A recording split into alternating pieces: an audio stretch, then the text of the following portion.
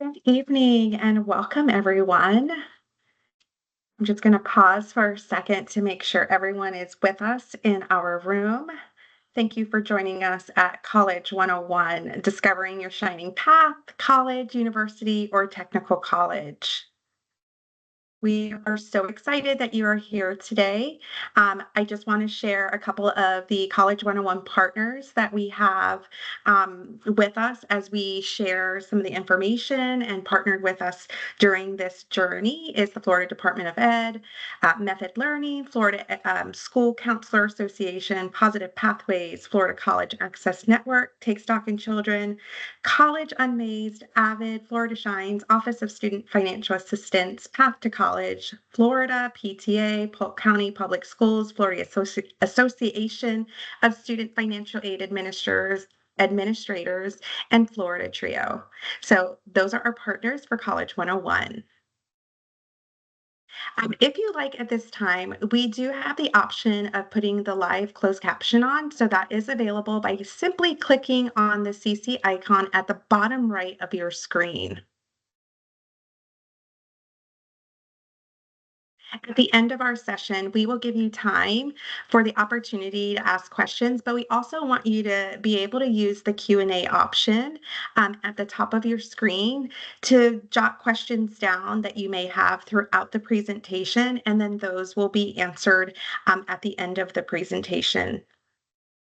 So at this time, I am super excited to introduce to you Dr. Amanda Stirk, who has been dedicated over 20 years of education as a teacher, a school counselor, higher education administrator, author, and national speaker.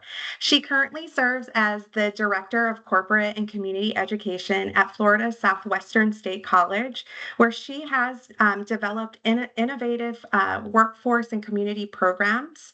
She is also the founder and co-author of College Unmazed. Dr. Stirk has created really a comprehensive suite of research-based resources, including student workbooks, parent guides, and counselor tools as well, that simplifies the often overwhelming high school to college transition. Her work emphasizes dual enrollment, early college, and the 6 keys of college fit, empowering students, parents, and schools to make informed educational decisions. So everyone, I'd like to present with Dr. Stirk to you.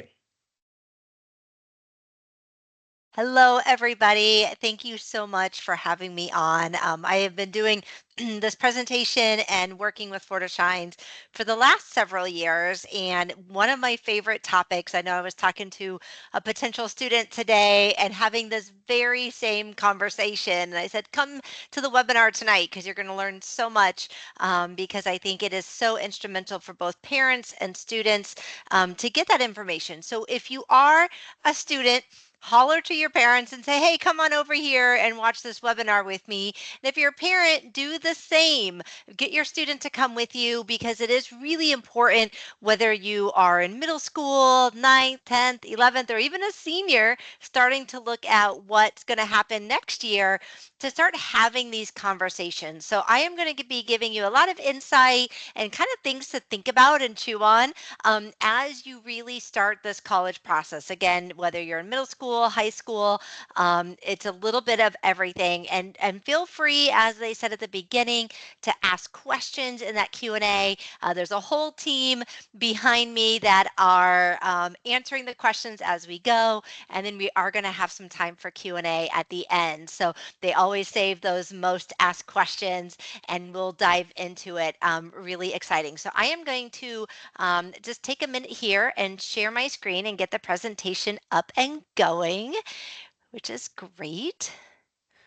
Fantastic. All right, so let's get this evening going. So tonight's topic is going to be about discovering your shining path and which direction do you go forth and what is best for you. So we're going to be talking about our traditional state colleges. We're going to be talking about our university system, and we're even going to be diving into our technical colleges and some of the programming and things that they have, and really, again, how to assess what is best for you. And so we're really going to have a great conversation tonight. And again, very excited that you are here.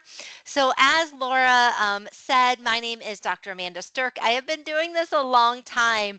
And one of the things that I found, I was a school counselor at an early college, which is like a dual enrollment program. And what I really found is that parents and students really come in with such different information, especially if you're not from Florida. We have a very large Florida system. So think of all the 28 state colleges, the 12 state universities, plus all the technical schools and all the private colleges.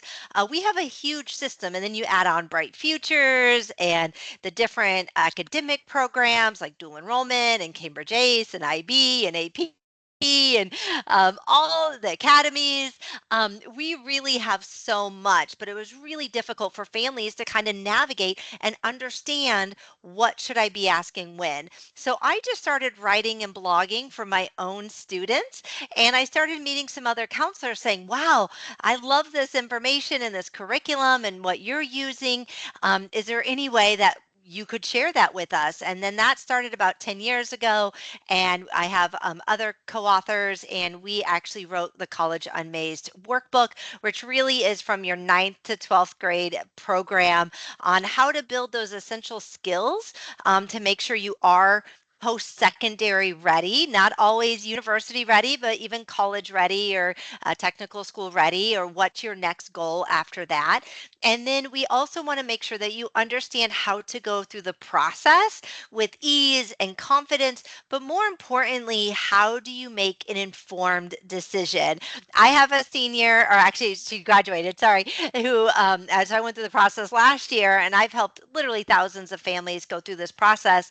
And when it's your own student and, he or she's grown up with mom doing this, and there were still times that communication was hard, and she got stuck in the process somewhere. And so really having that sort of step by step guide is really important. And we do also have a parent guide which helps parents go through that dual enrollment. And if you're a homeschool family, we have a fantastic resource on really designing and documenting, that's a key word, documenting your homeschool path. So check those materials out, and you're going to see some of the infographics and things throughout in this presentation.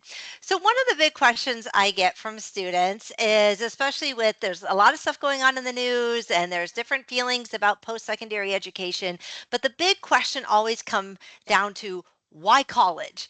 Why do I have to go on past high school? And at the end of the day, there's a lot of different reasons why post-secondary education might be best for you.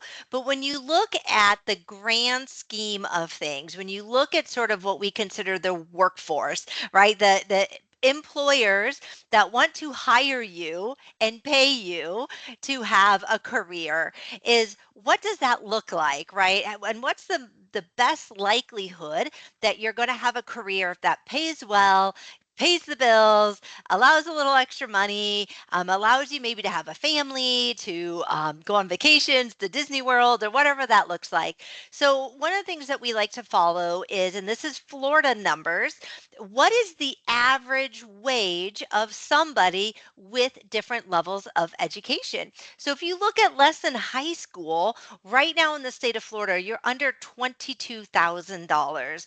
And typically line of poverty, the federal poverty rate is around $27,000. So you are making less than the poverty rate.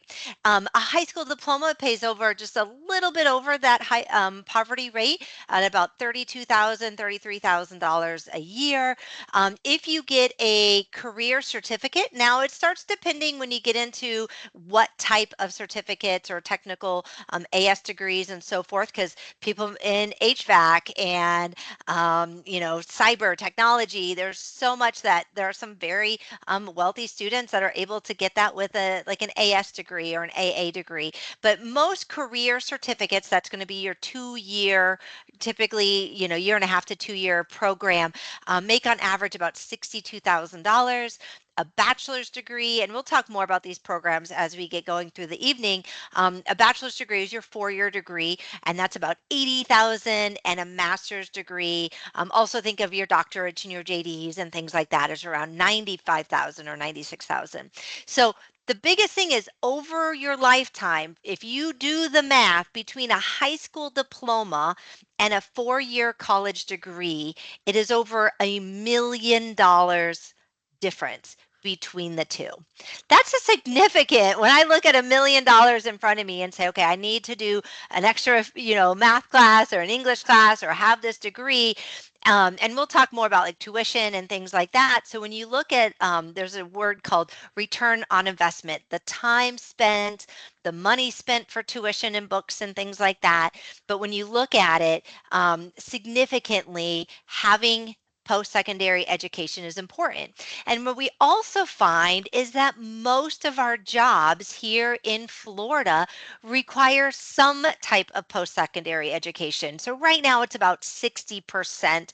And in different areas, that could be a little bit higher. If you're living in more of like a city area, think of Miami or Orlando, Tampa, Gainesville, that they actually are maybe closer to 65, 70%, right? So 60% of our jobs, so again, the majority of our jobs requires more than just a high school diploma. So I think just when you look at those statistics, you're like, okay, that investment looks good. So now you have to determine what your path would be.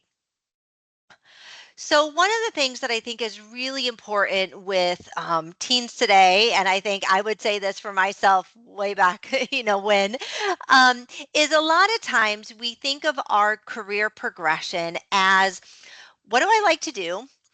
And then my next thought is, I'm in high school. What college do I want to go to? Do I want to go to UF? Do I want to go to USF? Do I want to go to FGCU? What does that look like? And a lot of times we think it's reversed, besides what this kind of route is we think first of our post-secondary education and where do we want to go.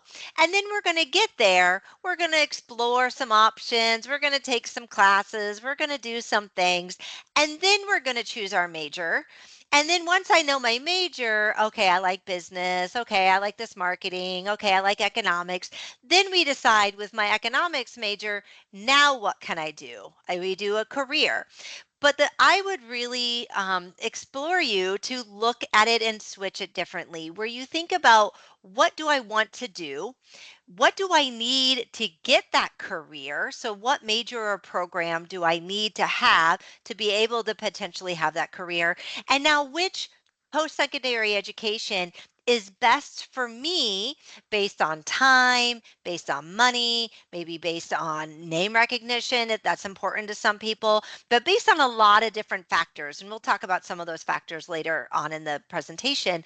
But some of those factors, what post-secondary now is best for me based on that. So as you go through this kind of presentation tonight and you go through your secondary high school experience, really always be thinking not about which college I want to go to, but what's my career options and what do I need to get that? Because sometimes we overshoot the degree plans that we have. I had a student that was ended up with a 4-year degree in biology, and she came back and actually realized that she really wanted radiology and came back to the community state college to get a radiology degree.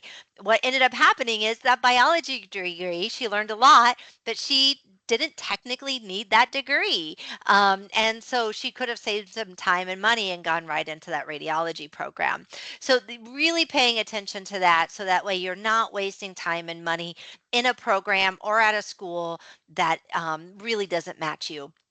What is really neat, and I've been following this trend for a while, is it used to be about half of students who started a 4-year degree actually graduated with a 4-year degree. So think of, so over half, 1 in 2, either stopped completely in the process or took longer 5 or 6 years because they kept changing majors, they kept, messing around, whatever the reason was. Maybe they weren't ready for a math class and they failed and had to retake it. But it used to be about 50% of Florida students did not complete their degree in 4 years. What's really astounding is Florida is one of the few states that's bucking that trend. And right now we're at about 63%, which is still actually really good comparatively to the national numbers.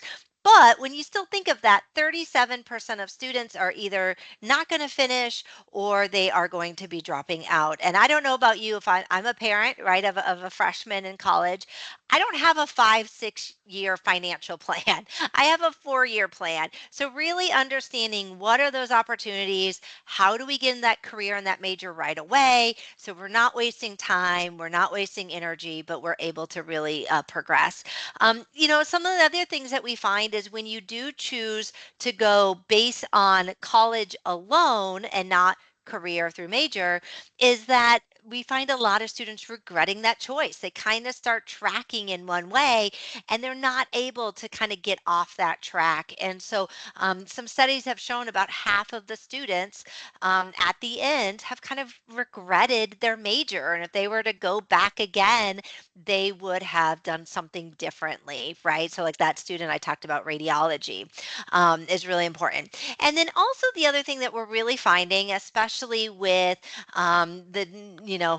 younger folks, younger students, is that you are going to have more jobs in your lifetime with kind of the world of work since post COVID.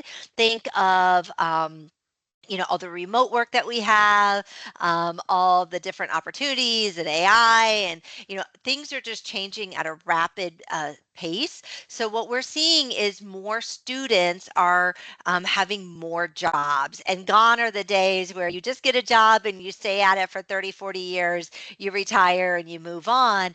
We're seeing a lot of upskilling and an ability to sort of move and pivot and have different opportunities because we are becoming more global, and you have more opportunities to even go outside of your small town or your big town, and you're able to find those opportunities throughout. So really think about, again, as you go through high school, what are some opportunities to explore my career options early so I have a better understanding, picking your major, and then from your major that you want to do, picking your post-secondary options. So let's kind of talk about when you're in high school, right? So I'm going to assume most of you are 9 through 12. So some things that you should kind of think about to start exploring these options is here in Florida and nationwide, we talk about career clusters. So we like to put majors and programs, sort of group them together. And so when you talk about departments within a college, you might have the Department of arts and humanities, you might have allied health, you might have business and technology. So you start seeing things are kind of grouped together. And that happens a lot, especially within our degree programs, whether it's a associate's degree or a certificate or a bachelor's degree or a master's, is we see them kind of, they group together. So one of the biggest things to do is to understand what are some of those career clusters. So I got a QR code there. And if you click on that, there are some really cool infographics from the Florida Department of Education that really breaks down the 16 different career clusters and what are some jobs and things that are part of that. So could be health sciences. Well, a lot of times in, like, let's take health sciences, for example.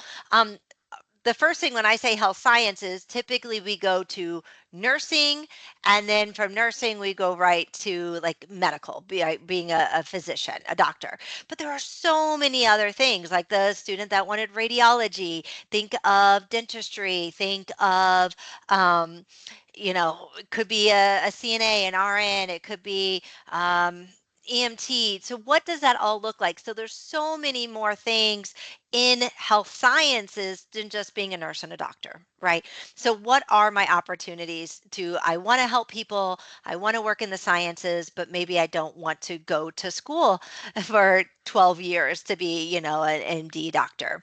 Manufacturing, Florida is a hub of manufacturing. And I was just at a location today, a manufacturing plant here in Southwest Florida, and I was talking to accountants, engineers, people that were doing safety and hazmat safety. And there were here in this one, organization, there were so many opportunities to all create this one product that was needed to make that implement that. Architecture, education and training. Like, my thought was, when I was a kid, I saw what I knew, which was a teacher. And then I met somebody, one of the teachers was going to be a school counselor, and she was awesome. And I said, I want to be just like her. I want to be a school counselor. I didn't even realize this whole life of like higher ed and dual enrollments and all of these other things, being an author. Like, I wanted to be a teacher and I wanted to move up, and as I learned more, I'm like, oh, I wish I would have known that. So definitely check out those career clusters. One thing I would also really suggest, as public school students, you do have access both to the Florida Shines, and all students have access to Florida Shines, but also Zello. That is a state funded program. And they have some really cool career assessments in there. And to get in there, to do them, to understand, you might want to do them your freshman year and then do them again as your senior year.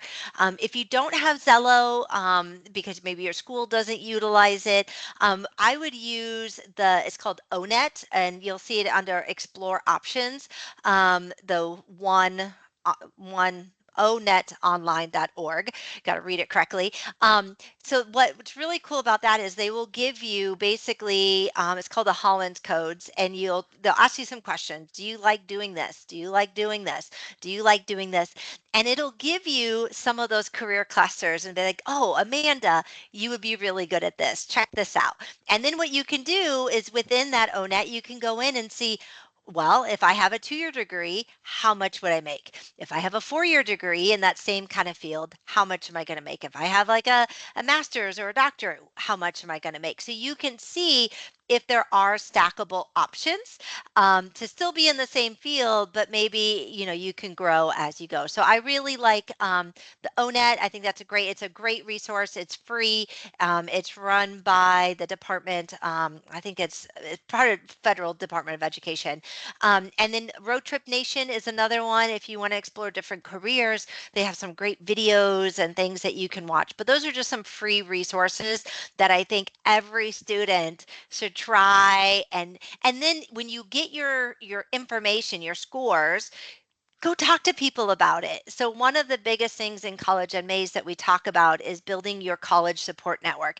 The people around you that are not only supporting you, but are encouraging you, are helping you kind of through that process.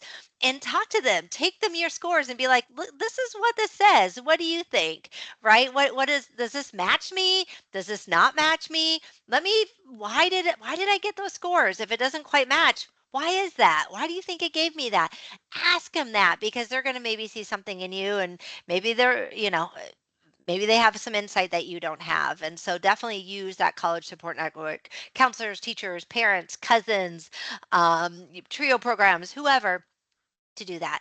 And then really most importantly as well is creating a plan of your own success. You are your own advocate. So if you want to go through this process, you need to be in charge. Don't be just kind of a boat on the water without, a motor, just kind of going wherever the waves take you.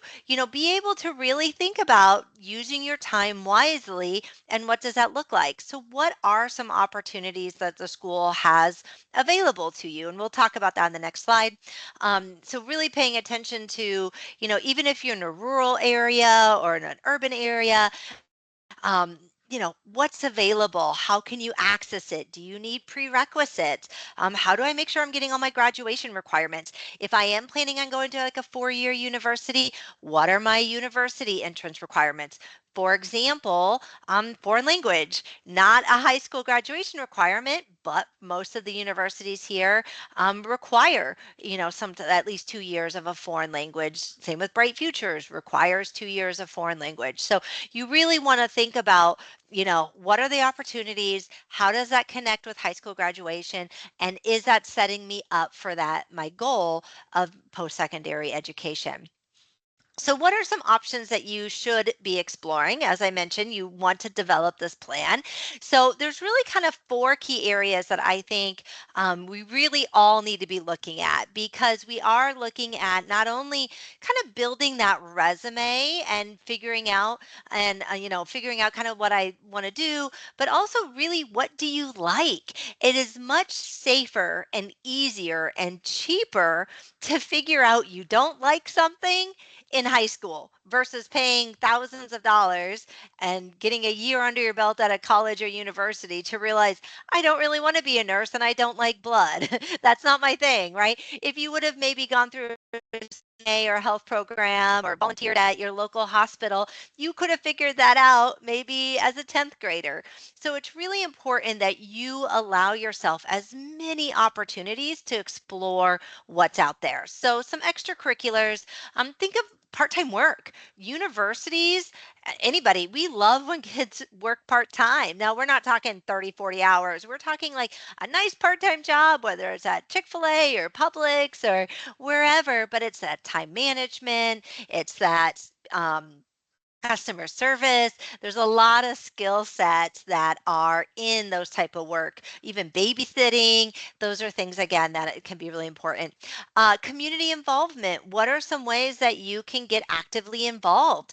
Maybe that's a key club, maybe that's volunteering at your local health hospital. My daughter, I have a junior, and she wants to be a nurse. She wants to be in the health sciences, and she's thinking nursing. And so I said, okay, you're going into your 11th grade year. You can drive now. And so her first thing was to get a volunteer job at Lee Health. And she's a nursing aide, and she absolutely loves it. And she loves organizing things, and she loves talking to the patients. But that gets her involved. And, then Lee Health has some scholarships that might be available for her senior year. And she's giving back, and she's doing really good. So, other opportunities, there's tons of nonprofits out there, but definitely getting involved is really important. Now, you don't have to be everything to everybody. I'm not saying get involved in 20 different things. It's actually better on your resume to have a few things that you're really passionate about and you've kind of dove deep into. That's why if you're a senior, on the Common App, they ask two different things. They ask for how many hours per week do you do this activity, and how many weeks per year do you do this activity? And the next thing they ask is, what are the grade levels?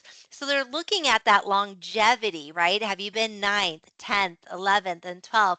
And then they look at, like, is it just kind of a feigned interest? Like you just do it once or twice a year for like an hour or two? Or is it something that you're putting 5, 10 hours a week to? And that's a big difference, right? If you're really putting that time and energy into it. So don't think that you have to be everything. If you look at this list and be like, I don't want to do that, that's okay, right? It's about exploring and finding what works for you. Creative pursuits. I see a lot of people getting, diving into like social media, marketing, and really and arts and photography and little side hustles. I love when students have side hustles. I had one student, he was a set of triplets, and he got really into photography, and he got really into the big fast cars, like, and his photography is absolutely gorgeous. And so he started selling that, like, hey, I'll come take pictures of your cars. And I mean, the kid was making like 80K a year as like a senior in high school, because he loved photography and found a good way to make money off of it. And he actually now is a photographer for NASCAR. So I love seeing his photos photos, and it started in high school as a side hustle. Major specific, so that's looking at research or opportunities. So if I want to be a biology major and go into pre-med, I would expect on your resume that you might be working at a Lee Health or a hospital, that you might be assisting on a STEM project at your school, that maybe you're taking a dual enrollment advanced microbiology class, things like that. Okay, so think of major specific as well. There's clubs and activities. There's things that are available right at school, right after school, which is fantastic. That could be like yearbook, key club, NHS. There's different opportunities, right? Robotics, right? Drone club, so many things.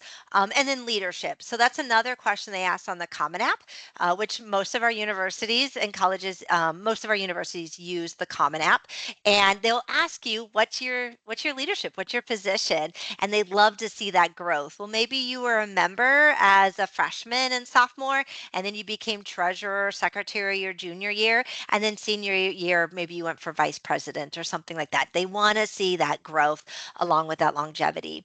Um, Also, I think it's so critical. Again, like I mentioned, that here in Florida, we have so many opportunities to really dive into career exploration right now and to even get on campuses of other colleges, universities.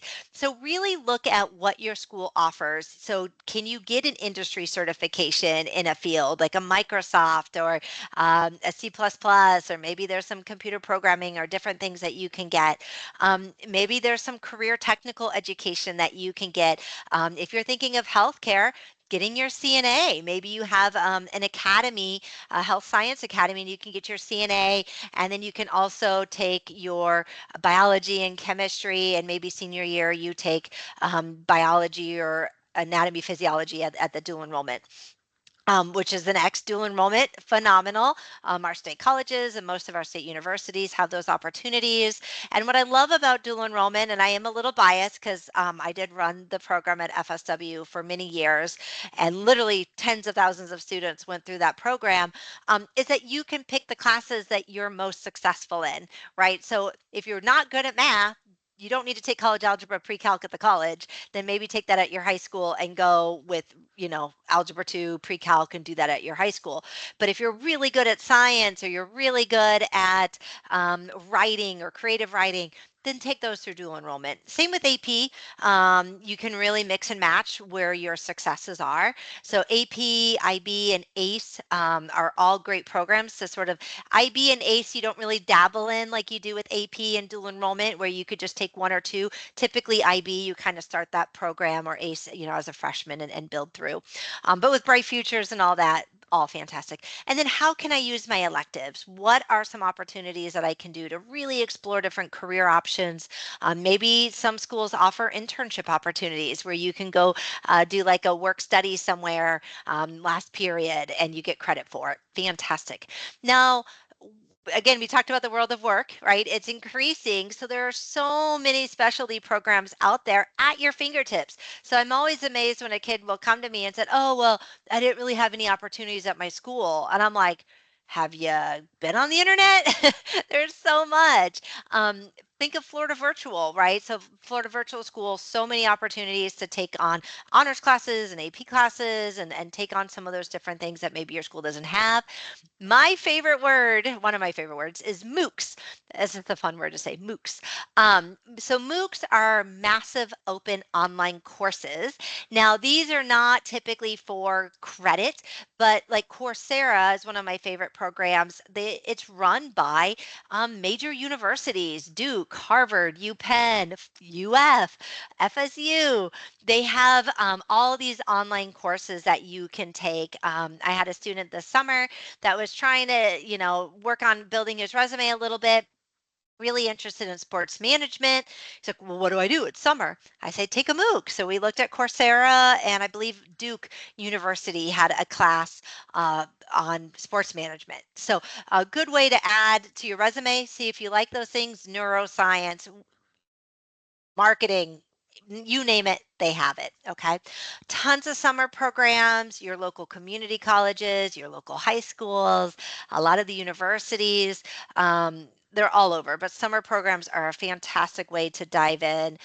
Internships, working with somebody, seeing if you like it. Your parents probably know a lot of people. Ask at school, ask your school counselor.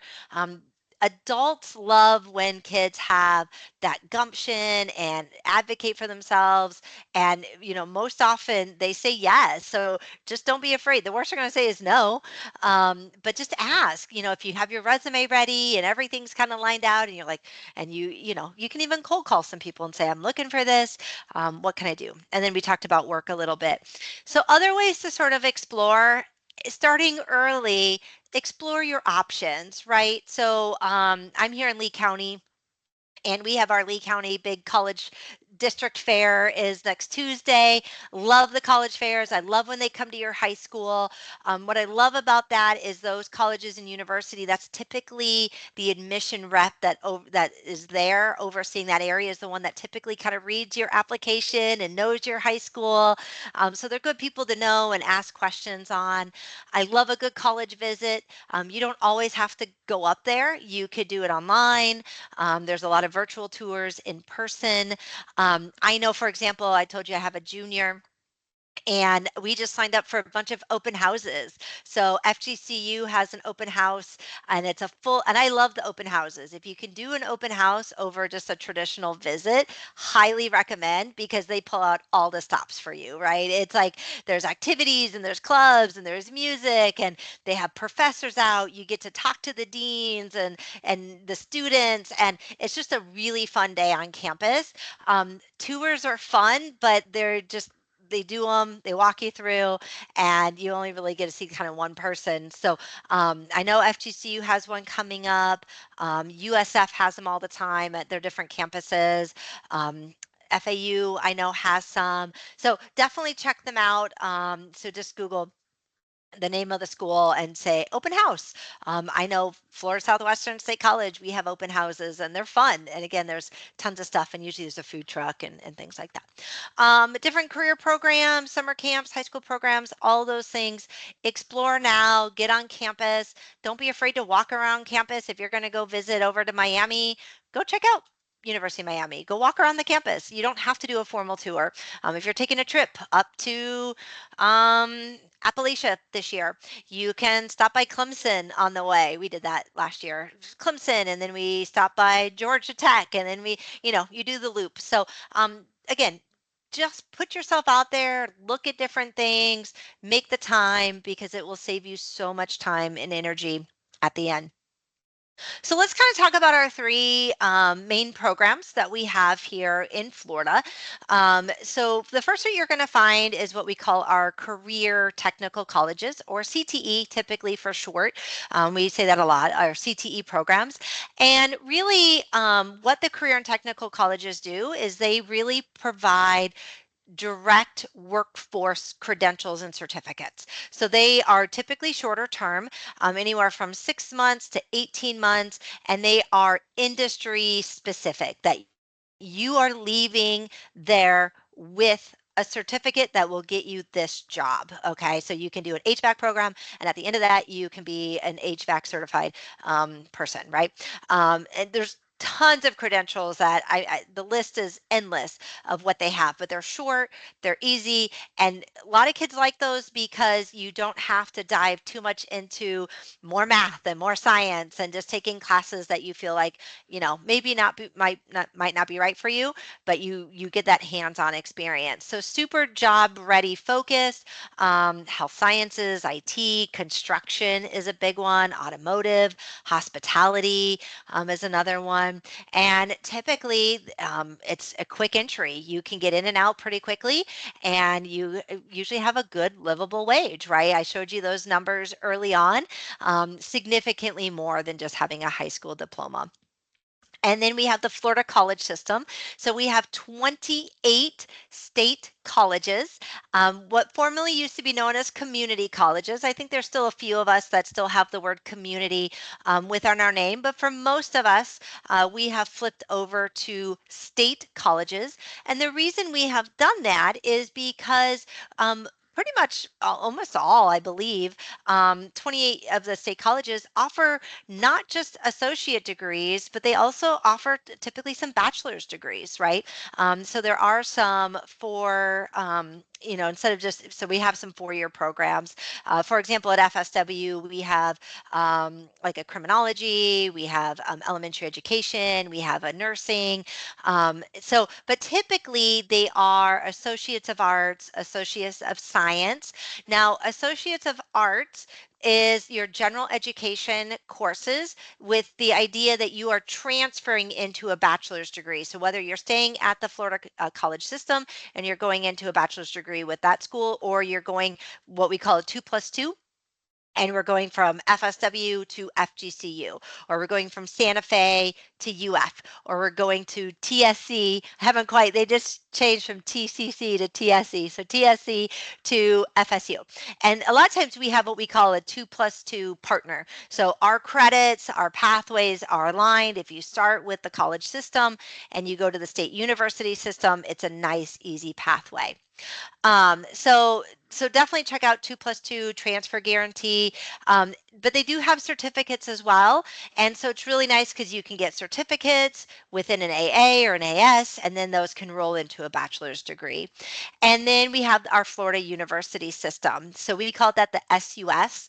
Another one that you might want to look up is the PCUF. That's our private colleges. So if you're looking at Miami, Florida Southern, University of Tampa, they're under the PCUF system, and it's just kind of a loose partnership, but they have a nice we call it the PCUF matrix or the SUS matrix. So if you're looking for like test scores and things like that, and I know we have another presentation um, on that, so I won't talk too much about admissions for that. But there at the Florida University system, we have bachelor's degrees, and then we have more of those graduate degrees, master's, doctorate, professional degrees.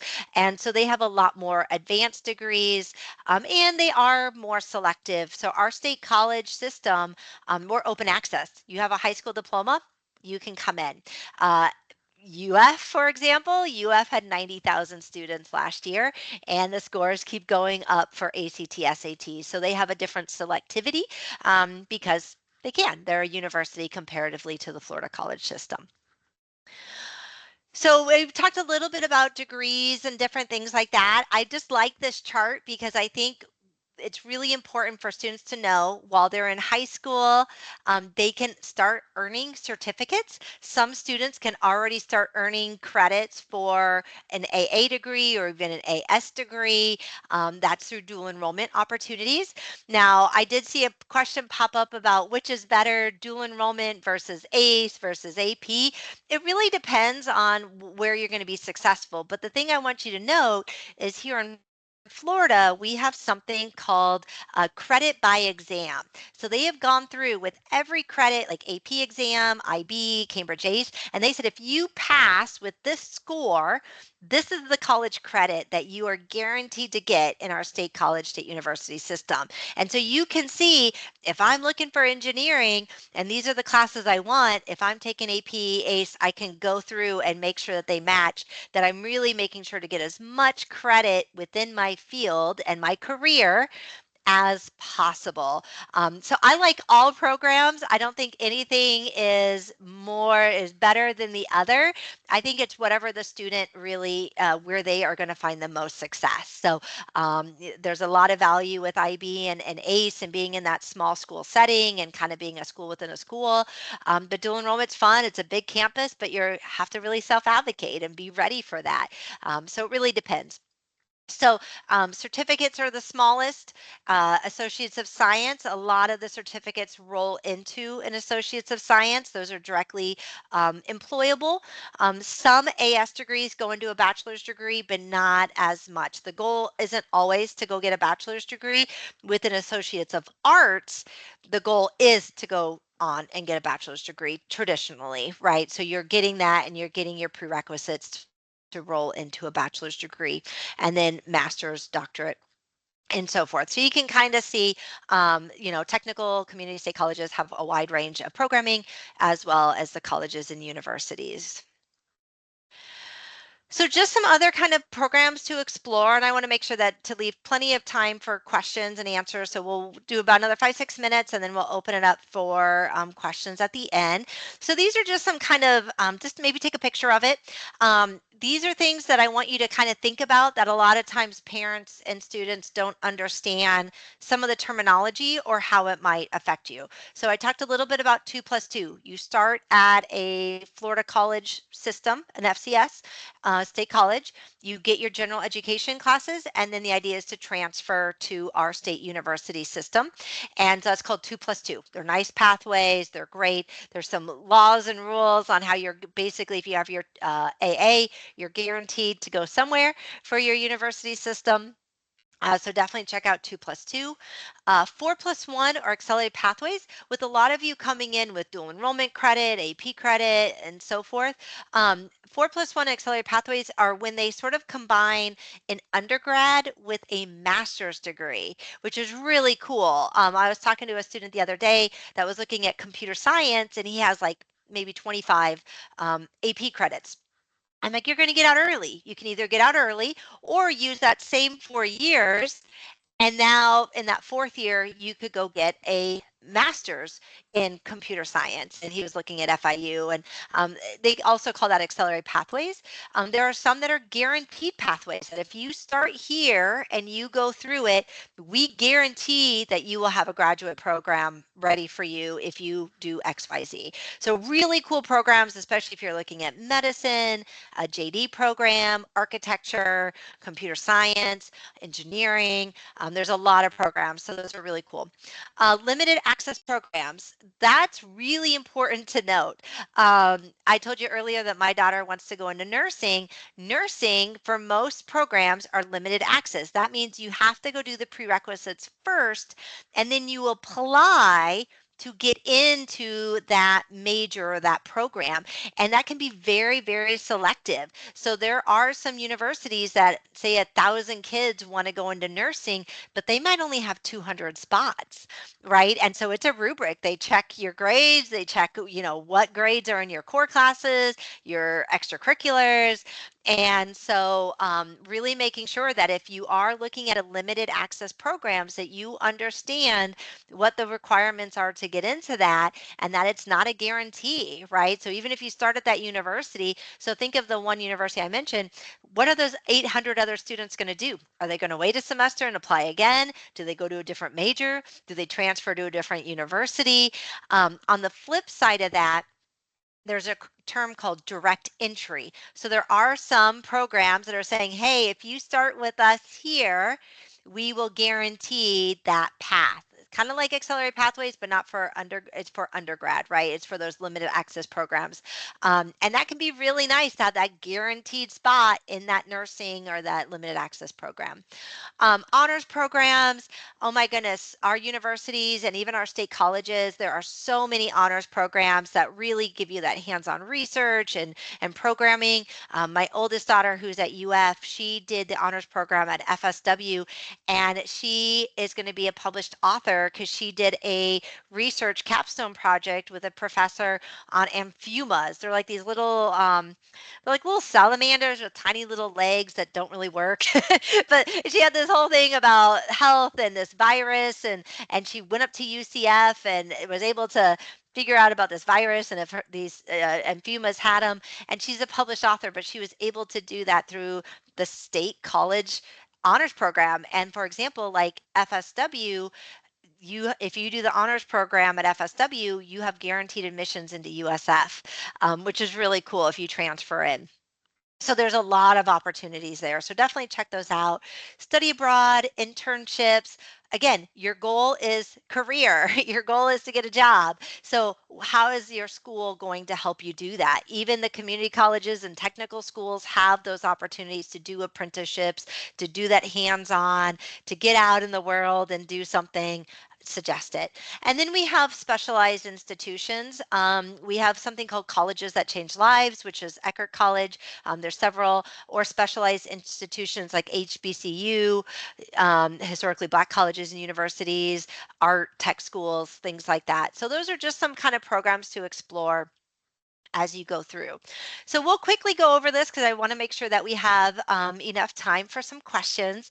So as I kind of said, as you go through this process, again, no matter what kind of system you're looking at, if you're looking at a CTE system, a career technical program, if you're looking at a Florida college system or a state university or even a private college, you really have to decide what's best for you. And again, take a screenshot of this, and the 6 keys of college fit is what we deemed in the College Unmazed book as the 6 things that you should really be looking at in assessing a post-secondary institution. Is it a good academic match? Is it who you are as a student right now the same, what they're looking for? Right.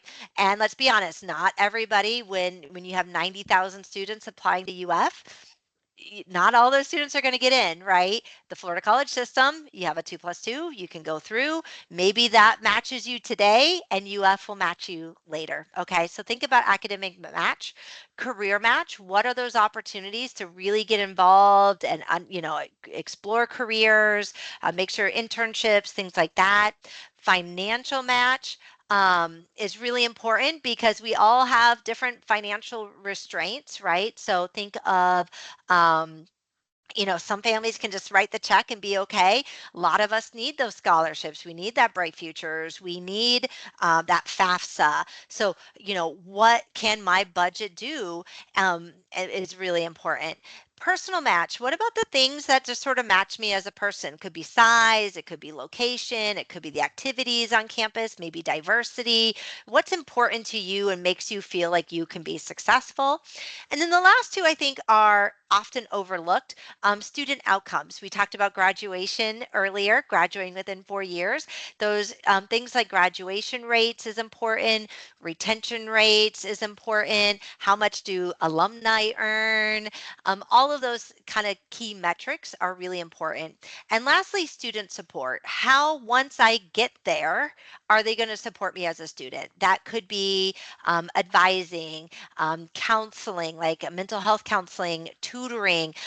If you need adaptive services, I was just talking with a student today who took their 504 and is a dual enrollment student and went over and they got time and a half, they get priority admissions, registration, and they get all this stuff and they get extra tutoring, and it's now they feel like they're supported, right? So how does that college really support me? If you're interested in kind of knowing which is most important to you, and you might look at this list and be like, oh, academic match is super important, but it might not be really surprised. If you use the QR code, you're going to go to a free college fit card sort, and each of them have kind of a number, and you can play with it and see what's your highest priority. I would suggest the parent do it, and I would suggest the student do it. We actually have them as physical cards too, and it is one of my most favorite things. And with my daughter, we did it multiple times. One, assessing what we wanted, and then when we went to visit a college, we were like, okay, what does UF look like? And then we said if UF, and we did them and looked at it that way. And then when we were comparing the last two colleges, deciding between, we did it again. You can only pick one, and so then we went through it again. So really fun kind of activity, but that's important. So just kind of common myths. This is the last slide. College, these are myths that I hear all the time. College is too expensive. That's wrong, especially here in Florida. Florida ranks #1 in the nation for the lowest tuition and fees for public universities. The lowest, okay? Our state university system for a full-time student for tuition is around $6,000. That is amazing, $6,000.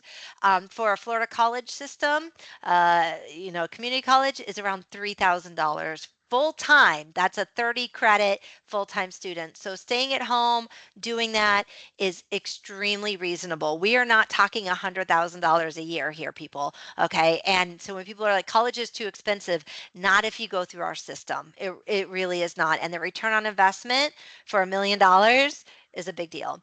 I can't get in with my test scores. I understand. Yeah. I mean, SAT, ACT, those are hard, right? So look at the Florida 2+2 pathway guarantee. Maybe you start at a community college and go there and then go through the state university. At the end of the day, it's your final diploma that really matters the most. So really pay attention to that. And then universities are the only path to a good career. That's incorrect. I mean, I think our Florida university systems is fantastic, but our technical colleges have well-paying jobs. Short, you're in, you're out, you're able to do that hands-on and get right in there. So for the right student, it is a fantastic opportunity. And I'll tell you what, being a plumber or HVAC, you're going to be making more than some of us with doctorate degrees. I promise you. The Florida college system, again, we're fantastic, tons of certificates. Um, so really think about that. College is not as expensive as you think, and especially if you can get bright futures, scholarships, financial aid, all of that. So lots of opportunities to get in and get out. So I know we got a little bit of time left, and I went a little longer than I wanted to, but hopefully I saw all the questions coming in and they were fantastic. So let's kind of open it up for some questions and let's get going. Yeah. Perfect. Thank you so much for all that great information, Dr. Stirk. So one of the questions that we came from the Q&A is, I was thinking about going to UCF, but I live in another part of the state. Can Mhm. I go to the state college first that is near me versus going to Valencia? 100%. Yeah. And that happens a lot because not all of our college system actually have dorms, right? So you might not want to live in an apartment or do that. And you want to maybe save that money by living at home. So, yes, what's really nice is all of our colleges are very transparent on those degree pathways. So if you decide to go to, say, you're at Lake Sumter and you're going to school up there, you can then look up the UCF and what their degree plan is, and they will make sure that you are matching. So you are getting the prerequisites to go right into any major of any university. So just have those conversations with the advisor at the institution that you're considering, and they will definitely create that path for you. And a lot of us have already mapped out some of those. So they make it super easy to be able to do that. But 100% it's interchangeable between all of the college systems. Thank you.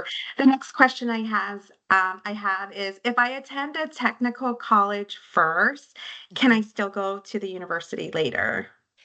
Yes and no. You could always go to the university later. Sometimes not everything transfers as easily as we would like. So some of the technical colleges, and even some things at the Florida college system as well, are what we consider clock hours, and you have to put in so much time. To get that certificate, it's different than like credits, where on the kind of college university system we use credits. And so they don't always match up. But there are times that we do something called an articulation, and we articulate, if you get these clock hours, we will give you this college credit on the other side. So you definitely want to, if you're going to pursue that path, which is fantastic, do look at how does that articulate at a college or the university. But at the end of the day, if you're able to get a good job and maybe you're going to work your way through, it's still a great way to go. And maybe you need that time before you jump into, more core or whatever that looks like. But so do be careful that clock hour and credit hour can be a little bit different. Um, and same with, like, if I was a criminology major, some of those credits won't transfer, they won't equal to an engineering major, right? So, same thing with programs, they don't always mesh exactly right. So definitely check it out before you do that. Perfect. This is a twofold question. How many schools should I apply to? And then the second part of that question is, I'm still undecided on what I want to major. Is that going to be an issue? So, first of all, so it depends on the schools. I mean, I have a few kids that are just 4 or 5 schools, right? They meet the requirements of several universities, and so they kind of know where they're at. But typically, 8 to 10 is pretty normal for students, especially with the Common App. It makes it nice and easy to apply and get in that way. And so you do one application and you send it to multiple schools. So that's a pretty common number is 8 to 10. Now, if you're thinking of going out of state or more selective schools, or if you're looking for more even scholarship opportunities, sometimes they might go 10, 12, even to 14. Going to 20 is crazy. Don't do that. So really stay within that kind of 8 to 10. And I think there is another presentation all about college admissions. So definitely come back and hear more about that. And then the second question you was asking, if you're undecided, definitely do some of those career assessments I was mentioning. Talk to that college support network. Really look at your resume, write down all of your activities, and really think about it. What matches? Usually I can look at a resume and be like, oh, you're thinking of education. Oh, you're because your transcript and your resume starts trending in some of those areas because you take things that you've liked. And so it's probably much more apparent. You might need a, again, you might want to look more at a career pathway, right? You might want to think of those career cluster and think of health sciences and then look at, okay, I know it's health sciences, but how can I narrow that down a little bit? And so you probably know more than you think you do, but exploring opportunities, volunteering in those areas, definitely you should do that. Thank you so much for all of the knowledge that you've shared with our families, our students across the state of Florida. I do want to remind everyone that I want to make sure that you register for some of our upcoming events. So we have a Make an Impression and Paying for College, September 16th, and then on the 23rd from 6 to 7. Scan that code and register today. Again, thank you so much, Dr. Stirk. You just gave so much great information that I really truly believe that students and their families can make some really great decisions moving forward. So it was so amazing to see so many students and families attend this evening. So thank you so much for your time. Thank you, everybody. Have a great night.